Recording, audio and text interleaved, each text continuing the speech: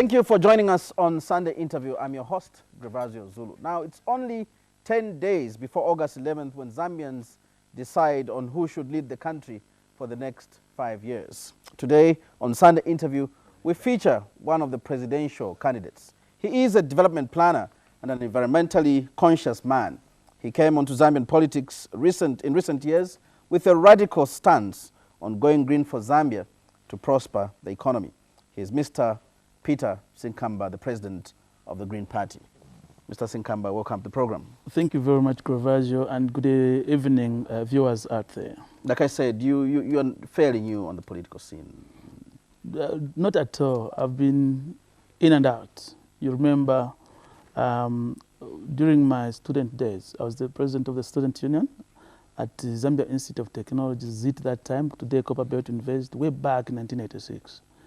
And later on, after I was expelled from the university that time, went into business, came back on scene in 1990 when we founded the movement for multi-party democracy as a movement that time.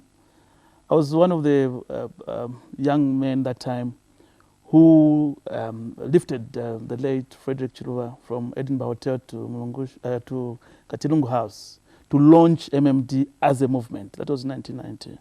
So 1990 to date is a long time. And so you disappeared from the scene after the launch I disappeared. Of the MMD. After you MMD, no, we formed. No, we formed. Civil society. We formed in NADA, the National Democratic Alliance, the first opposition party to be formed in 1990. I was one of the founder members. I was Deputy Secretary General. Then later on, I founded what was called the National Conservative Party with my late friend John Saklanda. And later on, I went into, when the Wanakato Commission was issued in 1993, I became a commissioner, and then I left politics to concentrate on that agenda. Then went into civil society from 1996, Citizens for Better Environment. Remember, I knew you in 1999. Those days at Radio Chengelo, and you talking about environmental issues. From that time up to now, I'm an environmental person. Left again politics a little bit to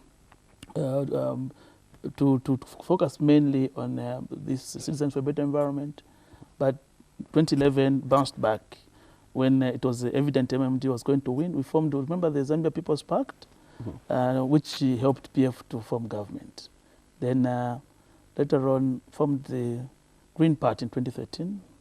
So it's been a long journey. Basically, listening to you sound like you are just a person used to agitation, a revolutionary, moving with the movement for multi-party democracy, then 1990, 91, then joining the PF at the time when it was getting into power. You seem to be almost getting into power, yes. When it was like losing out. Remember, when the PF-UPND pact broke, it became evident that MMD was going to definitely bounce back. And there was need to push in a little bit of energy into the PF because we on the Copperbelt especially, we felt that it was important for the PF to win come 2011 elections. And now when that pact broke, there was a lot of despair on the Copperbelt. And then how do you energize the whole system? So I came up with what we call the Zambian People's Pact. And we said, okay, this pact now is going to rally around the late President Michael Sata so that he wins the election. And indeed, when we put in our best, we re-energized the whole campaign on the Copperbelt for the late President Michael Sata with Keno Panji Kaunda and a number of my colleagues, Brian Chirambo and Kangombe, the young man who is contesting as mayor of the city of Quito on PF ticket. And with Father Ngwadia at that time pushing his agenda also initially from the Change Life Zambia and then Get Involved Zambia. So really, I'm someone who always comes on board when all else seems to be failing and then re-energize things so that we get going. My coming on the scene in 2013 to form the Green Party is when I realized our colleagues in the PF were failing the Zambian people in terms of economic management. How do you resolve issues? Copper prices falling and pruning on the mining scenario there, a lot of jobs being lost, and you can't see a clear plan, you know, like a redemption plan for the economy. And then you say, no, here we need to move in. So it only basically took you 2 years to leave the Patriotic Front. You seem to be a very impatient person, well, no, in my view. No, you formed NADA, it was just a few years after MMD got into power. Yes, so formed the National Democratic Alliance. No, see, there are a few things I don't tolerate. For example, the NADA story. This is where you form this party, and then we had the situation where the president at that time, Reverend Mumpasha, for some reason he went into some arrangement with the then president, Dr. Kaunda. And those of us who were in the executive did not know what agreement was between them. From the blues, we see vehicles being donated by someone we were not told to use for the election in 1991. Trying to ask Reverend Mumpasha what is the story about these vehicles. He couldn't explain. Then we did investigations only to find that the vehicles were donated by Dr. Kaunda to the party to assist NADA to go into a situation where we like become compromised. And we said, no, we cannot tolerate that. We asked him to resign, he couldn't. And then we said, no, we cannot be part of that kind of... How did you leave the MMD? MMD, when, you know, MMD did not start as a party. MMD started as a movement. And from the word go, we didn't agree that MMD was going to have been a party. It's like what we have today, the Grand Coalition on the Constitution, or as we had the Oasis Forum, you know, to push for a particular agenda. And once that issue is sorted out, then you forget. What would be wrong, for example, for the Grand Coalition on the Constitution today, is for them tomorrow to come and form a party after the election, after August 11, after enacting the provisions of the Bill of Rights. Then they say, oh, we are going to form a political party called Grand Coalition on the Constitution. Was it wrong for the MMD to No, it is wrong. It's like you deceive. It was wrong? It becomes deceptive. You know, people come in to support a particular cause because they believe for that particular cause. The cause for MMD then was to form multipartism. No, yes. To lobby for multipartism. Was there any other stronger force at that time? It's not about a that force. Could have stood against UNIP and it's not about driven the agenda of multi-party democracy. Yeah, it's not about a force. It's about a particular vehicle you use to achieve one end. Once that end is achieved, then you need to form political parties to start now pushing for the agenda. But what was wrong that time is where you deceive people to say, okay, because this name is popular, then let me go ahead with it. It's wrong. It's like, for example, you are married, someone is married to you as Mrs. Zulu, Mrs. Grevazio Zulu. And then for some reason, you divorce, okay? But she goes ahead to continue using Grevazio Zulu because she knows that Grevazio Zulu, the name is popular in the country, so I can ride on that name. It's not right. So I think the best thing is for you to revert to your maiden name and continue now pushing the agenda as yourself. Not to ride on someone's name and then you want to push that agenda. Strong. In my view, I don't think it's the right way to do things. You went into Conservative Party? Yes, National Conservative Party. Because another failed project for you? No, it wasn't a failed project. In fact, that was the beginning of my environmental activism. You know, we said, no, look, the way we were formed when we had the Rio Declaration, you know, in 1992. You know, when we had the first Earth Summit in Rio. And that's when all these international conventions on climate change, on various aspects of the Kyoto Protocol and things like that were signed. And we said, oh, yeah, I think coming from this background, why don't form a party which is going to push a green agenda? And we called it the National Conservative Party. And I had to move out when I was appointed as a commissioner on the Manakato Commission. Can you imagine? Me, I go there to save interests of the nation. You know, when you're looking at the Constitution, it ought to be non-partisan. So you abandoned your party?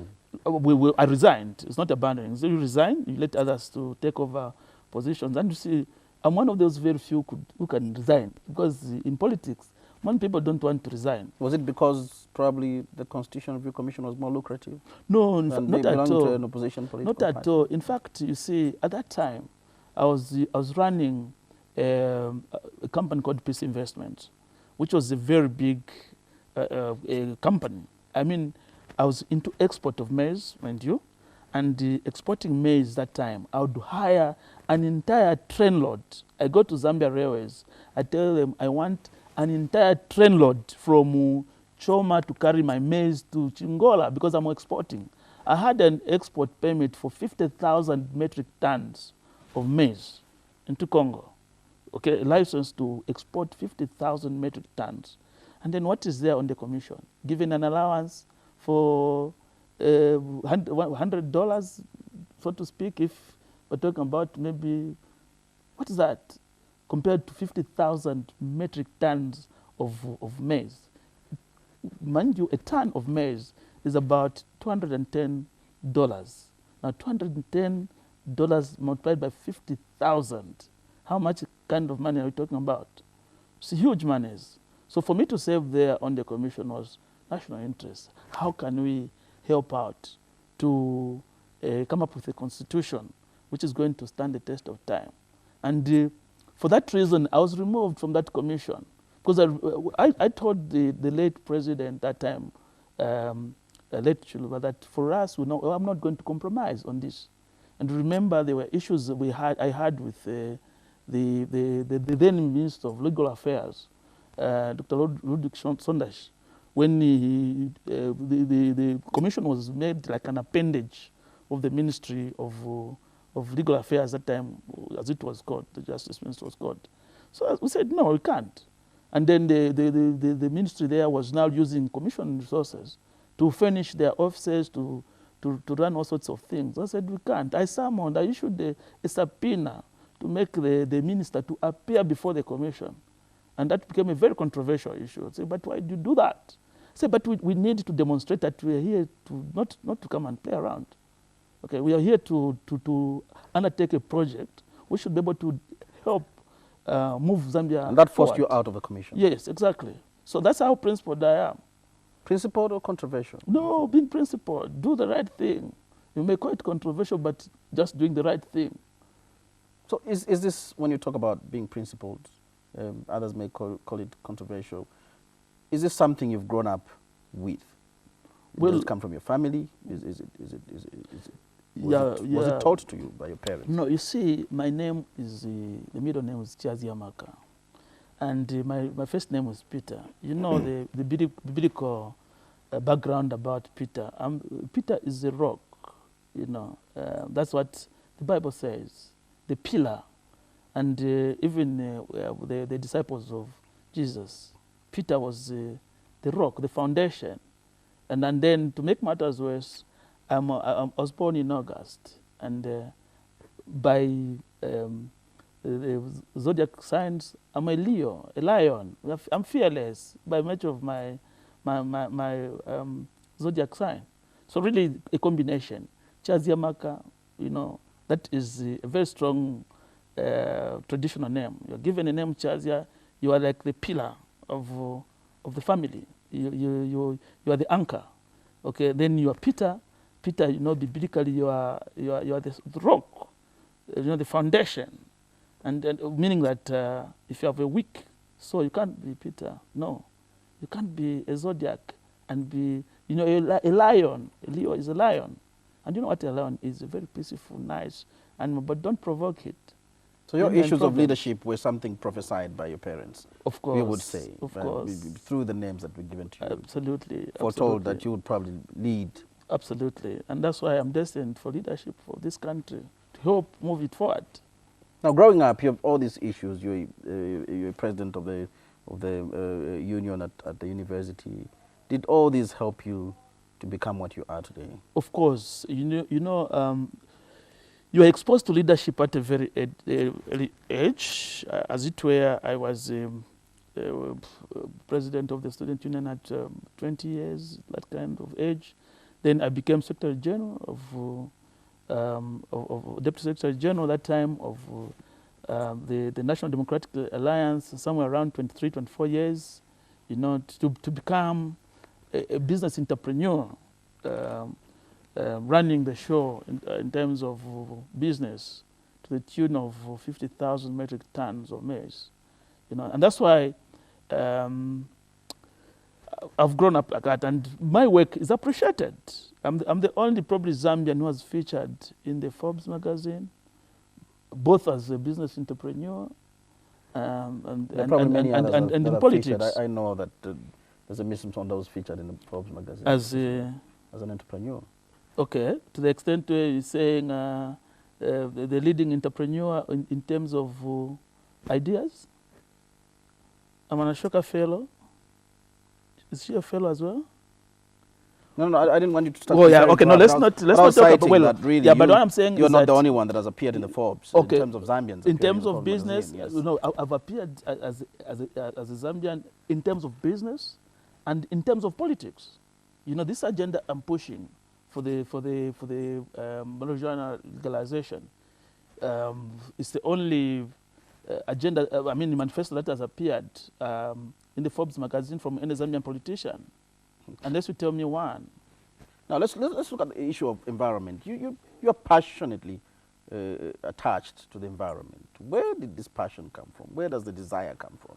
It's not a new thing. Yeah, it's not for politics. Yeah, you know, for me, I think the nature of my upbringing. You know, my father was a veterinary and safety control officer, I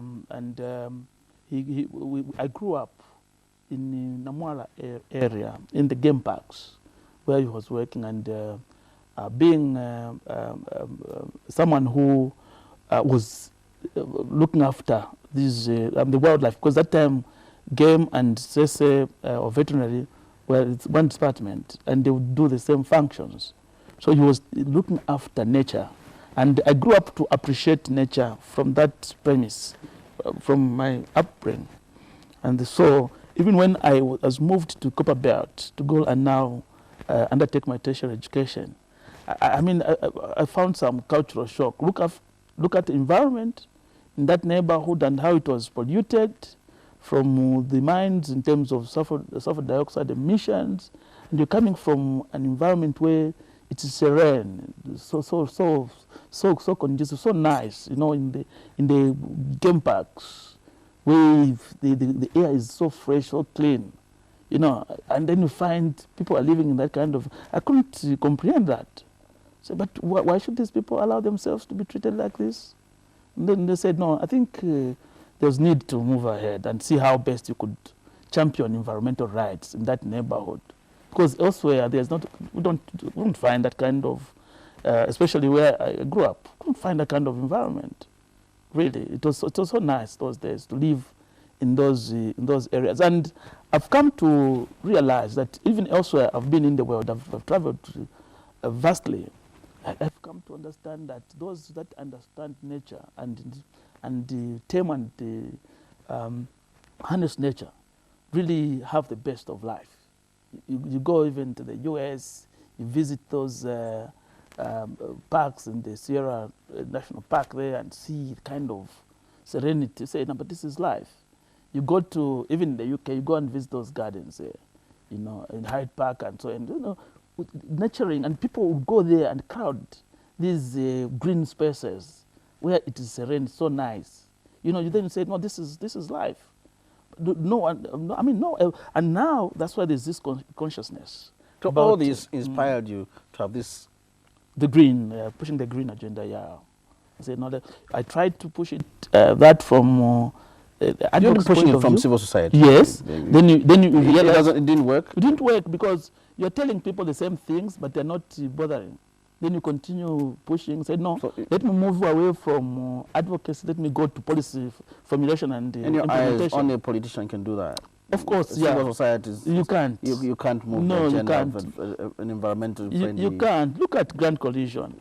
The brilliant minds, brilliant submissions they had from the Law Association as members of the Grand Coalition on Constitution. What happened? Government bulldozed. You saw what I mean? And can you imagine how devastated most of them are? After having spent all the energies, money, resources to try and push for a very good constitution, only to be bastardized by government at the last minute. So is that your view, that even as you attempt to go into government, is that your view that civil society does not have much power? That I know. It's the civil society will raise issues, and it's very important to have civil society to raise issues. But when it comes to implementation, there's that limitation, because they do not have the power to change. They only have power to talk. And then if you do not have a listening government, if you do not have someone who understands the role of civil society as a president or a minister or whatever, then you find you have a challenge, a big problem, whereby whatever you say is trashed, and what the government thinks is right goes ahead, which is a huge problem. And in governance, that's a huge problem. Because these days, you know, there's what we call political sustainability, where you respect stakeholder views. And myself, having come from the civil society arrangement and having been exposed to the role of civil society in policy formulation at institutions like the African Union, at the European Union, at the UN, at the World Bank, when you see how the views of civil society are respected and integrated in the mainstream policy, then you come to appreciate why in any country you need to have civil society. But then you have people that are sent to leadership with no background to civil society or advocacy arrangements. So for them, they think that civil society is just a waste of everyone's time. Isn't the conclusion and suspicion genuine at some point? We've heard this story so many times, so often, where people use civil society to build their careers, political careers. Well, for a while, you'll be in civil society, raise your money, build your popularity, and eventually run to the political arena. Well, that's a question of mistrust. All right. No, I don't think there's any problem for anyone to aspire for any office, because you see, everyone has got a constitutional right to aspire for any office, and you can use the various routes to attain whatever you want to be in politics, and we need to respect those rights. However, what is wrong is for someone to, for example, abuse their civil society roles for the sake of political marriage. That's not right. But if you genuinely push for an agenda which benefits the community at the end of the day, and which is very beneficial to the country when you finally evaluate it, I think it's a good idea. And we have brilliant minds in civil society today that I know of. A lot of my colleagues whom I've worked with in civil society, brilliant colleagues who, given an opportunity to serve in various portfolios, they can be very brilliant leaders. But again, it's an issue of courage. Do I enter the politics? And especially when you have a kind of politics which is here in Zambia now, which is full of mudslinging, you know, vulgar language. Which you're part of, and you've been part of for a long time. No, but my politics, as you know me, from 1999, has never been politics of insults. It has never been politics of violence. It has never been politics of vulgar language. No. The Sinkamba is always a very serious gentleman. And that's why, even now, we have a lot of players around. For me, literally everyone in PF are my friends. Everyone in UPND are my friends. Everyone in FDD are my friends. So making it easy for you to defect? No, that's a civilization. You know, when someone holds a different view from you, that person is not your enemy. You just hold different views. And it's important for any society to develop, to have different views, to hold different views. Because that diversity is what makes the country move forward, or anything. In fact, those are laws of nature. You need positive and negative to generate electricity. You need opposing views for stability. Even our Earth, North Pole and the South Pole, you know, there are two opposing views, and that's why the Earth is stable. The moment one pole is disturbed, then there's no Earth. We'll all be thrown out of Earth. We will disappear. So you need, that's why they say in science, to every action, there's an equal and opposite reaction. Do you think we still have a long way to go in having decent politics? I think the generation... We probably created democracy without Democrats. No, you see, the biggest challenge is that we are bringing on board a leadership which is born out of malicious background. The moment you are going to have straight people to run the country, and then the young ones that come on board appreciate the role of politics in development, then we are going to stabilize. But the moment we continue having people who will be, who will look at wanting to get to power by all means, if it means using pangas, if it means using guns, if it means, we will not have decent politics. But, and it all starts from up there. Do you find it very easy because you do not have cadres? Why? We don't have cadres. Outweigh you, outnumber you? No, you see, what we've done in the Green Party is that for you to join, you must first of all must subscribe to our 10 principles. And one of the 10 principles, principle number 4, is non-violence. So if you want to join the Green Party and you want to be violent, you'll be thrown out immediately because you'll be breaking one of our core principles, non-violence. And because we have these principles, which we have set out and which people must subscribe to when they join the Green Party, we have no one who is violent. I've had within my system the young boys, very intelligent boys, who were, during their days at university, were very militant young boys. Militant like yourself? Probably could be. But the moment they joined the Green Party and I gave them responsibilities, they are very, very decent boys. Even when they go to engage anywhere, I give them opportunities to go and engage maybe with the Electoral Commission of Zambia, with the whatever forum. You send them there, they will represent our views as a Green Party in a very, very, very decent and mature way.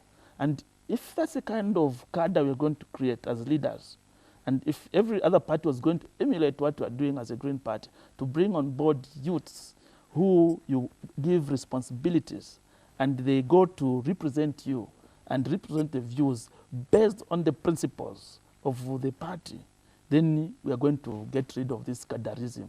Because now there's this appeasement of cadres in other political parties where a cadre who has beaten X, Y, Z is rewarded by a position within the party, and it becomes now like the norm.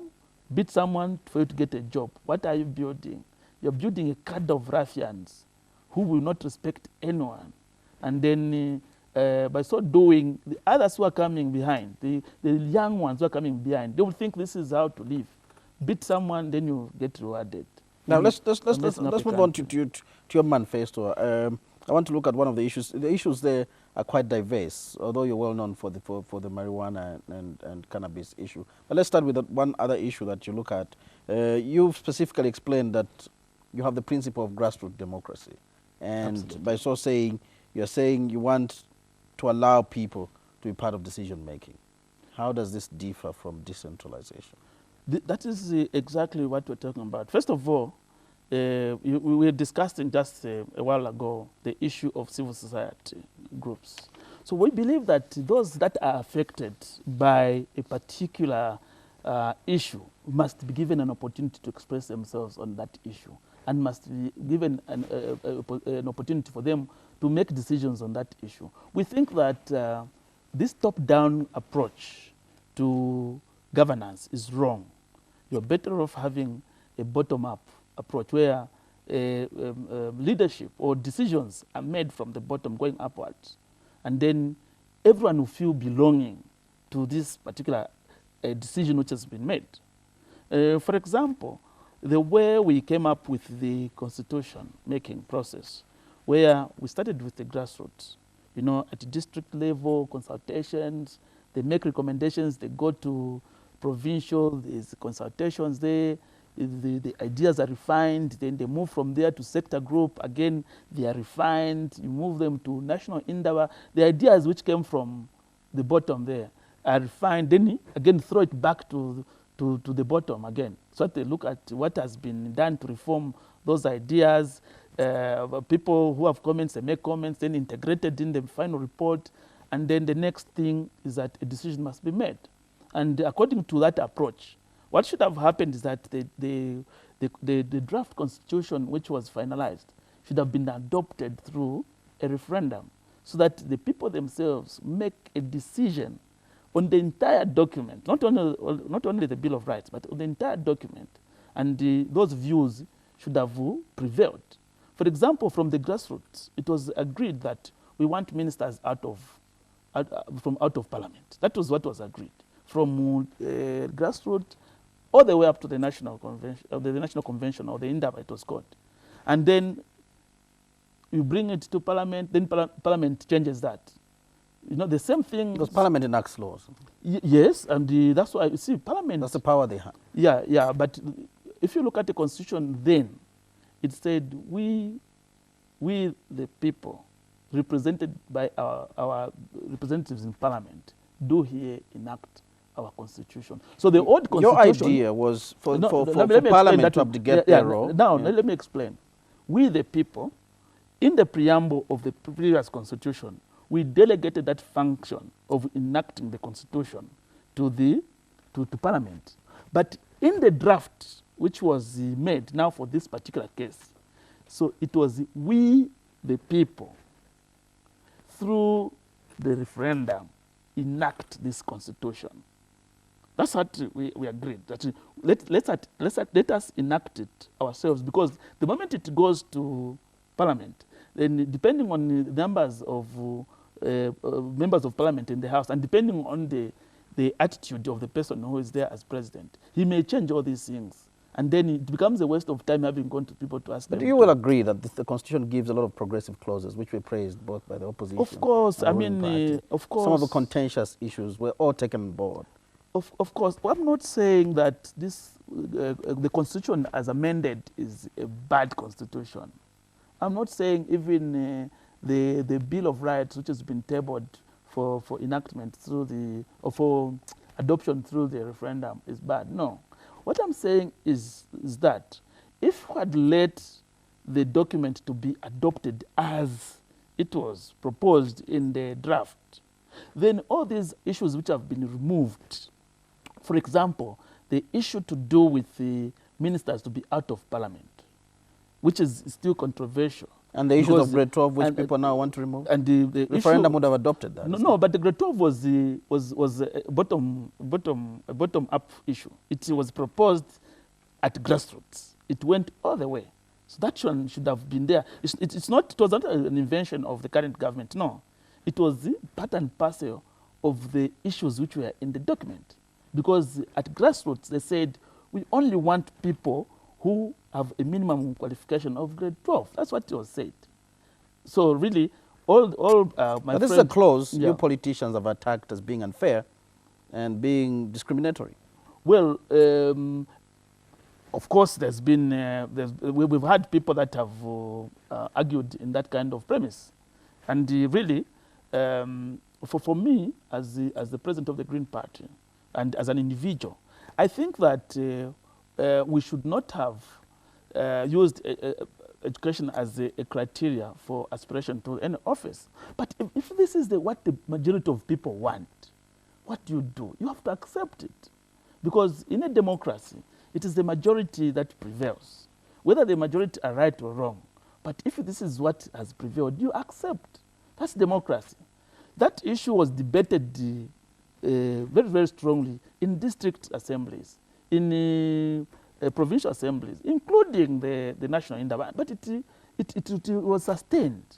So even the complaints we're making now is because we have to express our views. But otherwise, it was not an invention of President Lungu or his ministers or MPs, no. That was discussed and agreed. And the majority at every stage prevailed that this is what we want. In propagating decentralization and people participation, decision making, what are the practical benefits that you're looking at? We are looking at a situation where in terms of benefit sharing, there is widespread benefit sharing. You know, when you say if you're going to remove the centralization of power, for example, where the budget, the national budget, is distributed at the central level, you find that government can choose to send money where it wants or where they think they have political mileage. You know, that's a danger. But if you're going to say, okay, we have a budget of 100 kwacha, for example. We have 10 provinces, and each province will receive 10 kwacha. Then the province decides how it must use that money. Then you are going to have equitable sharing of the national resources. And that's what we think is best. But if you're going to centralize power, where the president of the day will look at his strongholds, the people that voted for me most are from Chipata, for example, or are from Luapula, or from Chinga. So I'll ensure that I direct more resources there than elsewhere. That's the danger we put ourselves. But Parliament passes the budget, doesn't it? Yeah, but that budget, when it comes, you know, it is presented by government. You'd find that what proposals have come from... It can be shot down by Parliament. Which one? Parliament can reject a budget.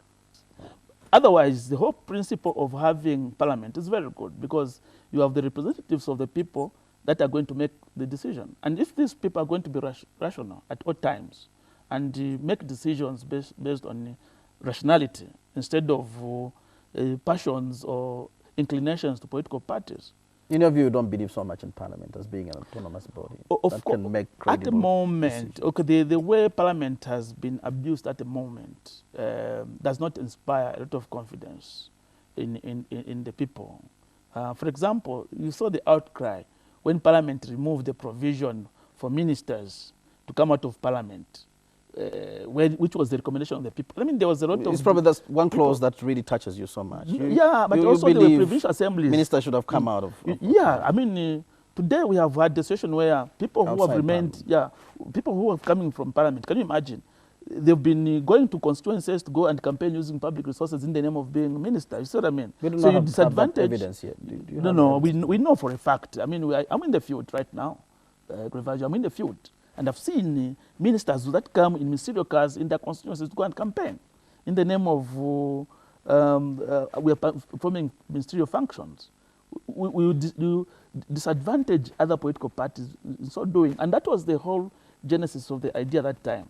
Because you see, when you're going to have ministers coming out of Parliament, these are independent experts who come in to come and provide policy direction based on their understanding of things.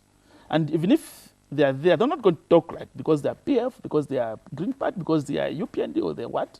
They're going to speak. They'll still be appointed and they'll have loyalty to the appointing office. No, but what you are saying is that when you are appointed, you know, it's like you can have a DPP who is appointed by the president and then is given functions.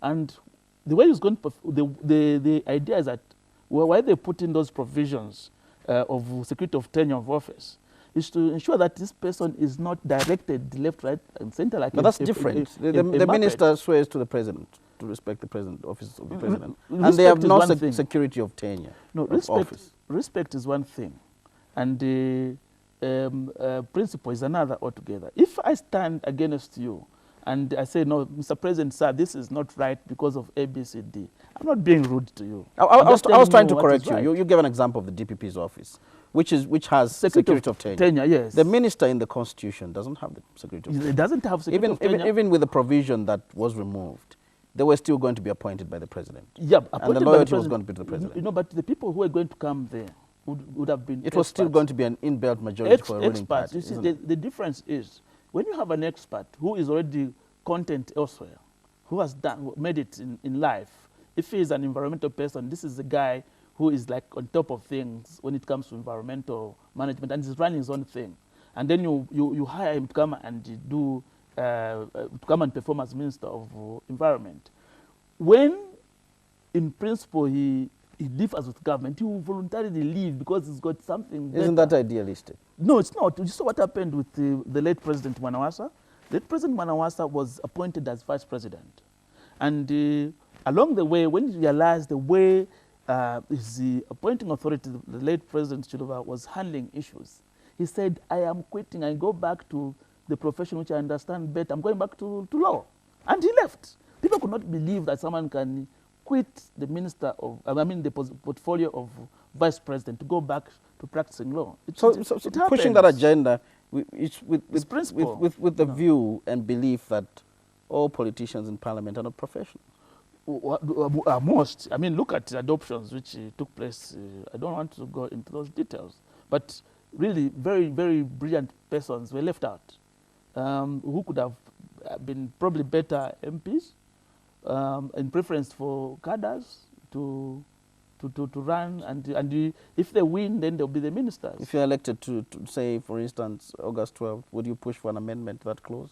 Of course, that would be one of the appointed outside that would be the first priority, because really we need to have professional people to run ministerial portfolios. So that even when they're arguing on policy, you know, if he's the Minister of Finance, this is the guy who is so refined in terms of financial management.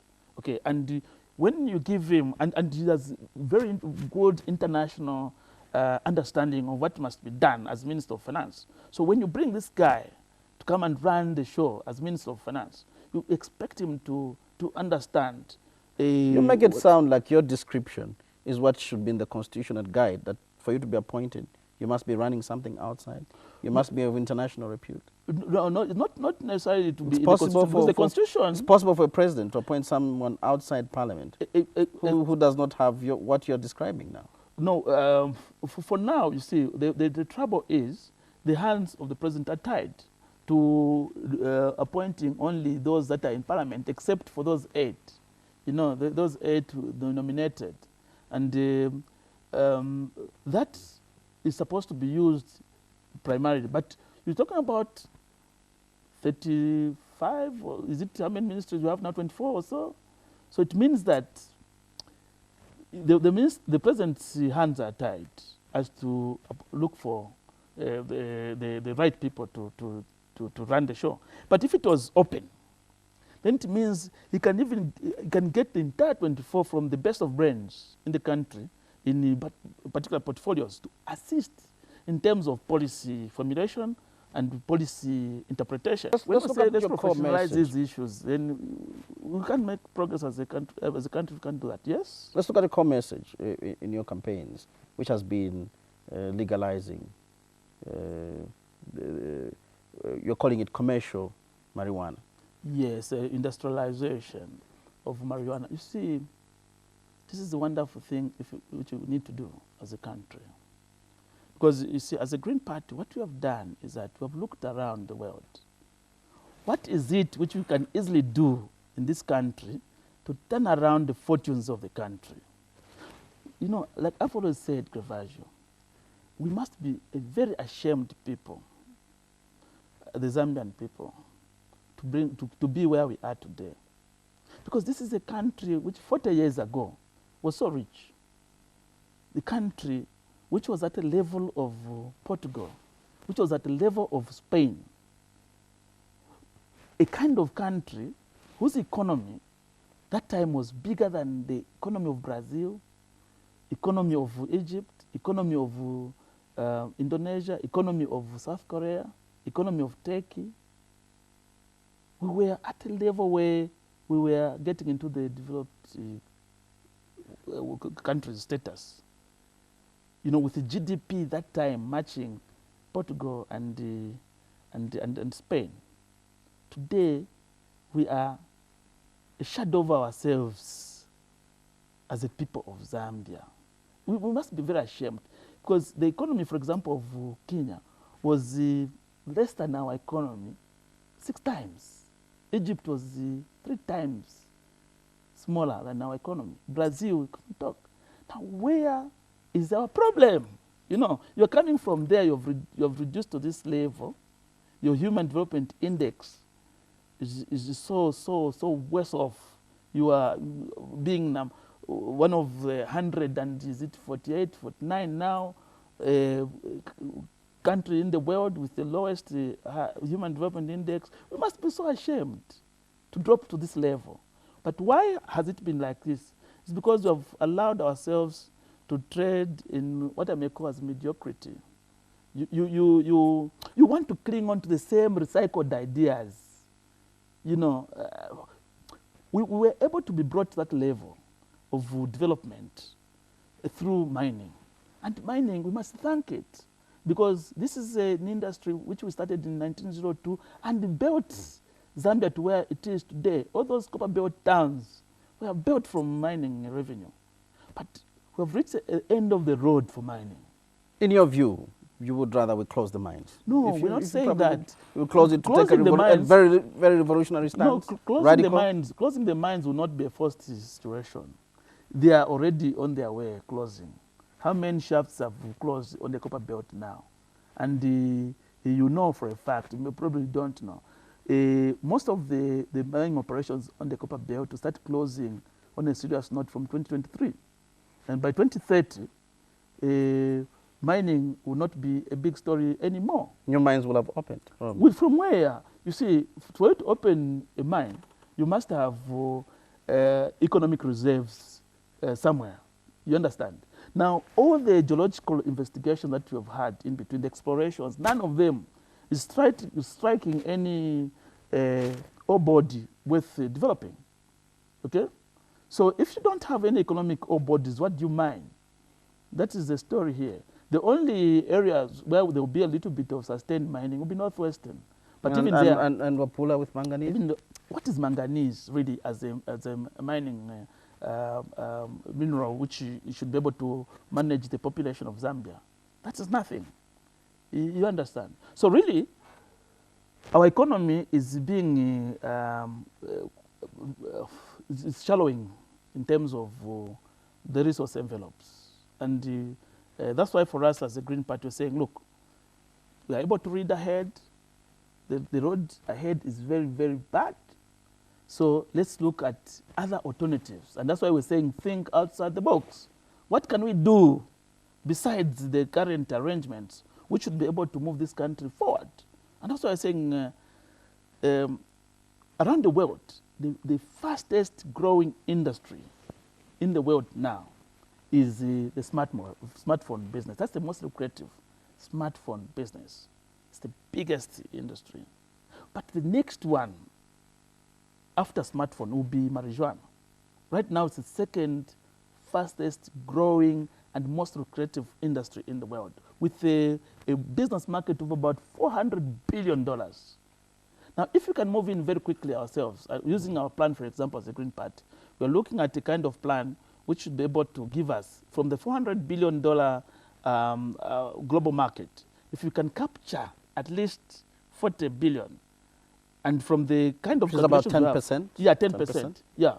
Then it means we can get going as a country.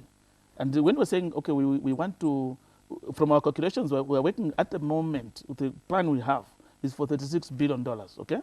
But we can scale it up through export of raw material. And we should be able to hit 10%,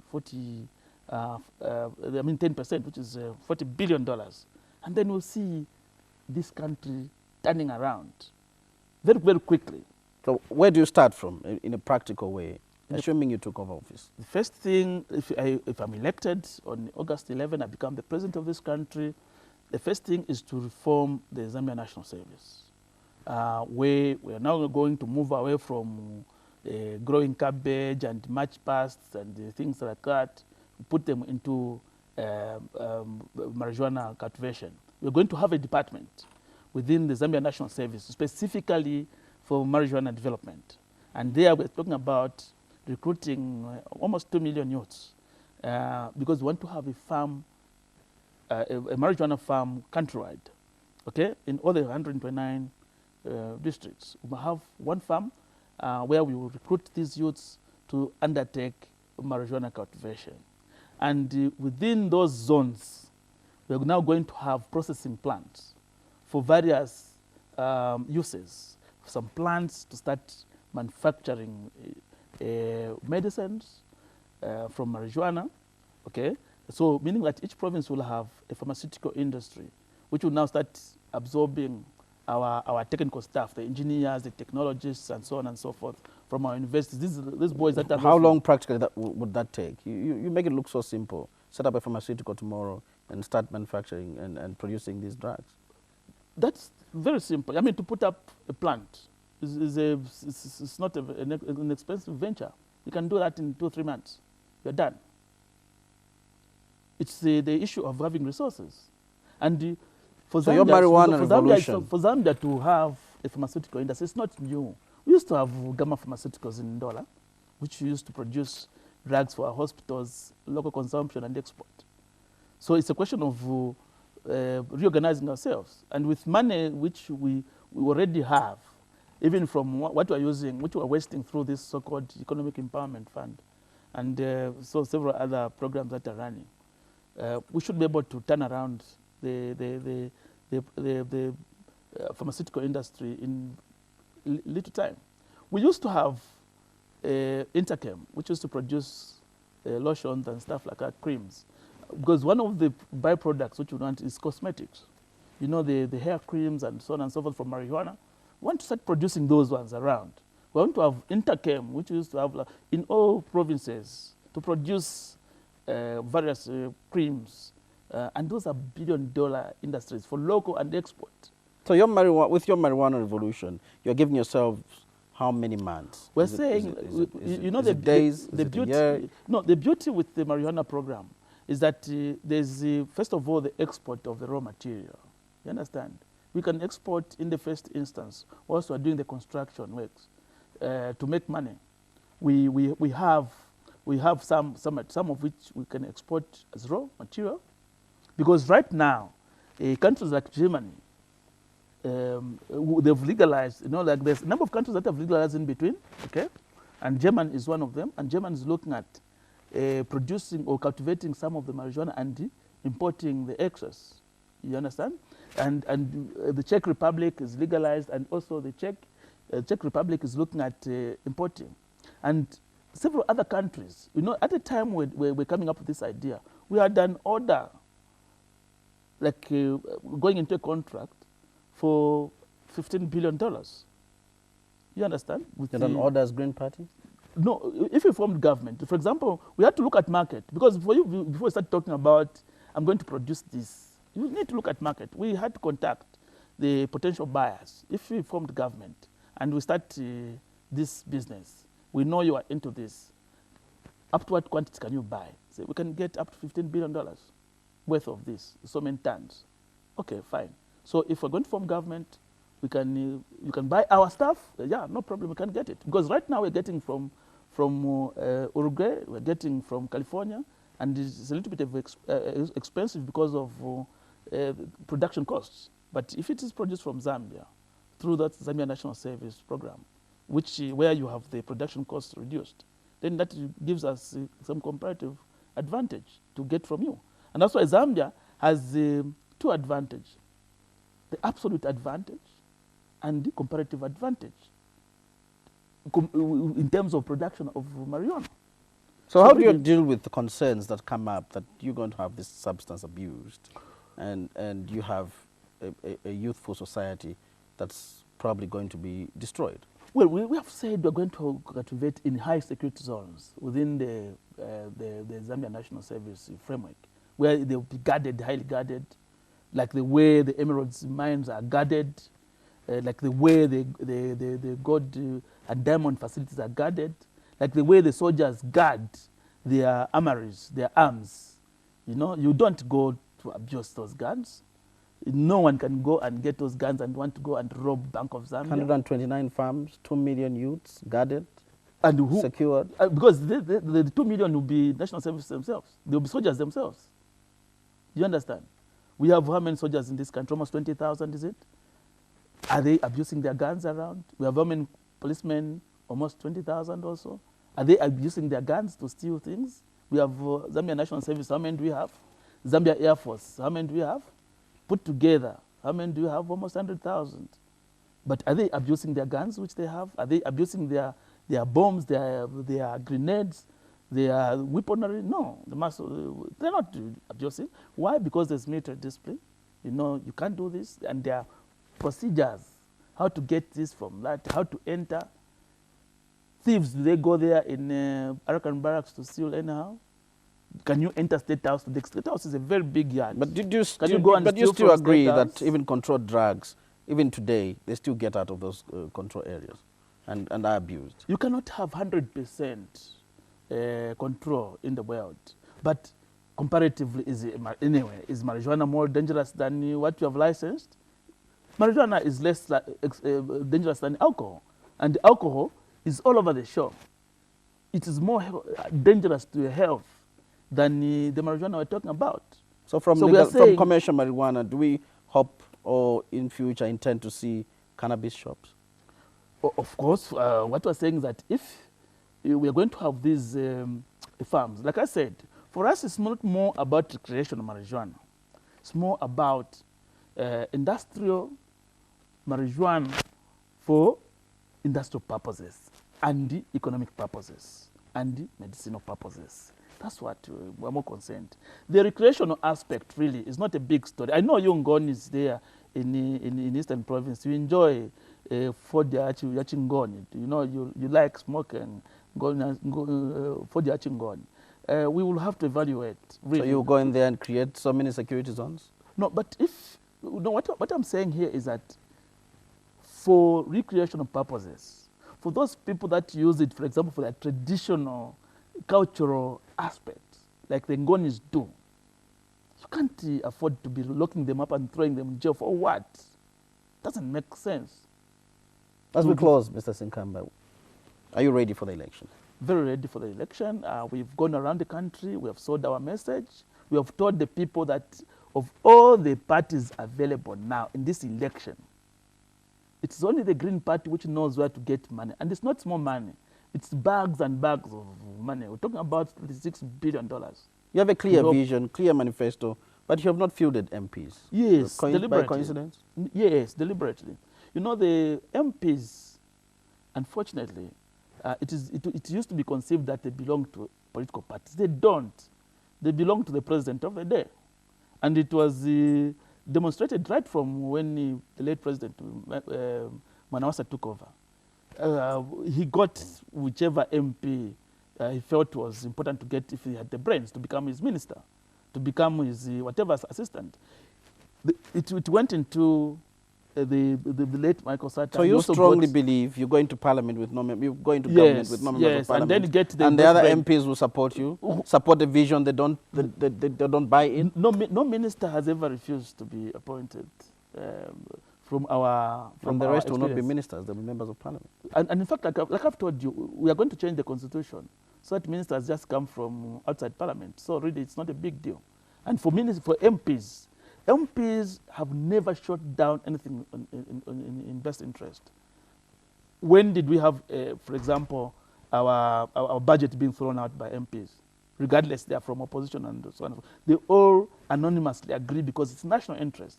So when you have a program which is national interest, MPs, regardless where they're coming from, will support it. So really, this notion that you only have to have MPs to support you is outdated. It went from 2001 when the late president, the great man, the late Manawasa came on board. So president should run solo? The president and his running mate, that's why there are only two people that are very important. The president and the running mate. Thank you so much for coming to the show. Thank you so much, my brother. Well, you've been watching Sunday Interview, and our guest this evening was Mr. Peter Sinkamba, the president for the Green Party. I'll be back next week with another edition. Pleasant viewing.